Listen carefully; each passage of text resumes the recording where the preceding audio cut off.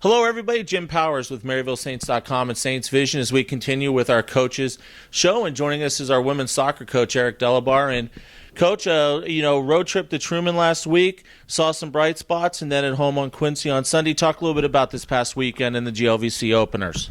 It's always tough in the GLVC, and to open with Truman and Quincy was a tough task, but the girls played very, very well in both games. It was a 0-0 tie. I went 2 overtimes at Truman.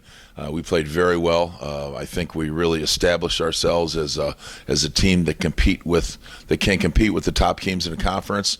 Against Quincy, they went up 1-0. We didn't play very well in the first half, not as well as I thought we could have. In the second half, we played very well, and I think we took it to them, and I think we were the better team in the second half. But they scored on a couple defensive miscues, and we pulled one back with about 7 minutes left, and we just couldn't get that second goal. And we played. There were a lot of positives in the loss, but it's a loss, and it's just not easy. It's not easy.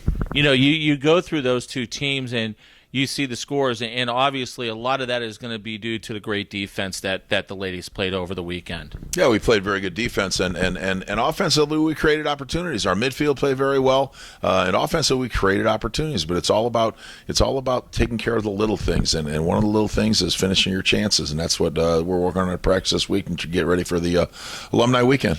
Talk about alumni weekend. UIndy, St. Joe's. Another 2 teams in the grind of the GLVC come into our field this weekend. It is a grind, and it's just that's what makes the conference so much fun. Though it doesn't matter who you play.